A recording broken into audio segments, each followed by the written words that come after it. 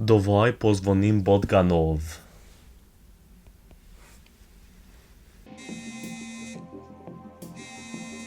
Yes, Bogdanov, he did it. il bort, He went all in. dump it.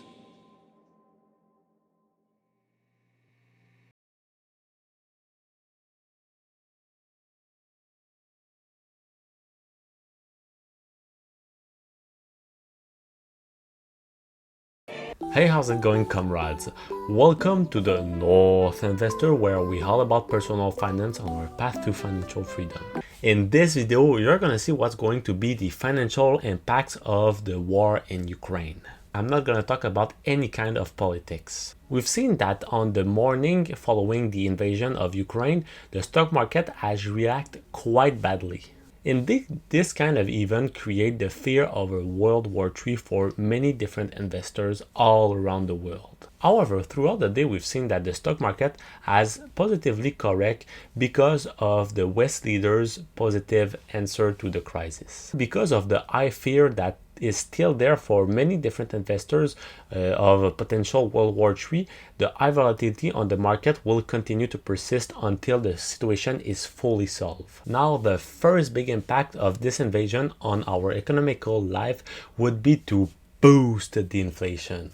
Don't you think that the groceries are not enough expensive? The American CPI, which represents the inflation in the US, is currently around 7%. But if we potentially enter in a war, this inflation would climb up to 10%. Indeed, the isolation of the current 11th largest economy in the world would definitely have some crucial impact on all of us. This is also knowing the fact that Russia is currently one of the top producer in the world in terms of commodities. Indeed, one of the main exploitation of Russia is on the natural gas side. This limitation on that side will obviously boost the oil price that has already started to increase before the war. This happens because, as you guys know, with all this natural gas, different countries around the world can use it for electricity but also to warm themselves. Russia is currently the third biggest producer of oil and the second producers in terms of natural gas. It means that the limitation of one of the most important countries for the natural gas will definitely have an impact, mainly for Europe. That actually depends on more than 40% of natural gas that comes from Russia. On their side, the US depend on about 7% of all their importation on that side that comes from Russia. So you see that almost half of the natural gas that is consumed in Europe comes from Russia. So if they don't have this power, they're going to be in big trouble. So as you can see, the Europeans depend a lot on the Russian energy, but for the American and the Canadian, we don't depend that much on that energy since we have many different ways to produce more energy. However, we would still be hit super hard by the inflation that would come from a war. And of course, as you know, in finance in general, what conduct the price, for example, of oil is the supply versus the demand. So as you can see, Russia is really one of the major actors in the energy sector. So what it would make is the fact that there would be less supply for the people and there would be too much demand. And this is why the current price of a barrel of oil is around $100 at the moment. That means that you will still need to continue to pay some astronomical fees to be able to use your car. However, the energy sector won't be the only sector to be hit by this war.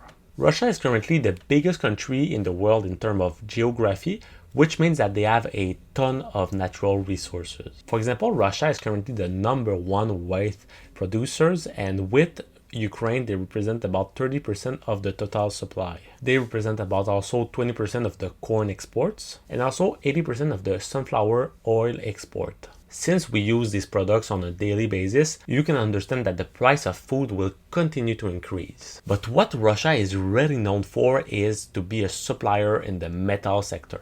Indeed, Russia is worldwide known for its metal like the nickel, the iron, or the copper. They are also highly involved in different exploitation of raw materials, just like the neon, the palladium, and the palladium. A war would increase the supply chain problems since many components of those chains comes from the metal. However, as I shared with you in my last video, it is a great time at the moment to invest in those kind of companies, and we have some great companies and great Canadian companies just like Labrador Iron Ore. And another super important point for the investors, if we see a war in Europe, we will potentially see a super high inflation. And what happens when we see an high inflation? And what happens is that Papa Powell and all the different national authorities will increase the rates. So that will make that for all the people that wants to borrow money, you will need to pay way more interest. And another super important point that I haven't talked yet is the Cyber Information Act that could happen from Russia. The hacking of the Colonial Pipeline is another great example to show it to you. Indeed, this phenomenon created a lot of panic for the people that wanted to buy oil, and at that time the people panic buy, which made that all the different stations were going empty. It is sure that if a war happened, there would be some massive economic impact on our life. It has already begun, and many different countries around the world has already decided to give some sanctions to Russia. But personally, I think that for a war, there is not only the economic situation that is important. I think there is a lot of other problems that people will have. Because for sure, people will suffer a lot, and a war is never a good thing. It only means that there is some suffering and a lot of deaths. This is why I wanted to take a little moment at the end of the video to wish you all the positive and all the love that you deserve in the years to come, and I wish to support everyone that is living through a rough time, if it can be because of the war but also because of the COVID. So I'm wishing you all the best. And on a more positive side, if you want to see some weekly videos on the stock market and on the personal finance, I highly invite you to come and join the North family if you are new to the channel. And if you haven't saw it yet, I invite you to check out what are my top 4 Canadian dividend stocks that you need to watch in 2022. The video is going to be right over here, and I will see you there.